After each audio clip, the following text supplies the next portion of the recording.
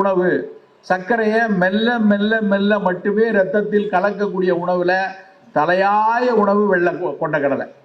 இந்த white sick பீ அப்படின்னு சொல்லக்கூடிய அந்த வெள்ளை கொண்டக்கடலை புரதச்சத்து அதிகமா இருக்கும். அதுல இருக்கக்கூடிய கொஞ்சம் கார்போஹைட்ரேட்டும் வேகமா ரத்தத்தில் கலக்காது. அப்ப நம்ம தினம் சாப்பிட்ற உணவுல கொஞ்சம் போல காலையில கொண்டக்கடலை சாப்பிடலாமே சார். கொண்டக்கடலை சாப்பிடலாம், ஆனா ஒரே வாயு தொந்தரவா இருக்கு, நெஞ்ச கரிக்குது, எது கழிக்குது, வயிறு உப்பிக்குது, வாயு ரொம்ப கேஸா பிரியுது அப்படின்னு சில பேர் சொல்லுவாங்க. அது நமக்கு அந்த கடலையை ஜீரணிக்கக்கூடிய அக்னி அப்படின்னு சொல்லக்கூடிய வயிற்றில் இருக்கக்கூடிய ஒரு சீரணத்தை தூண்டக்கூடிய பித்த ஆற்றல் குறைந்து இருக்கிறவங்களுக்கு தான் அப்படி இருக்கும்.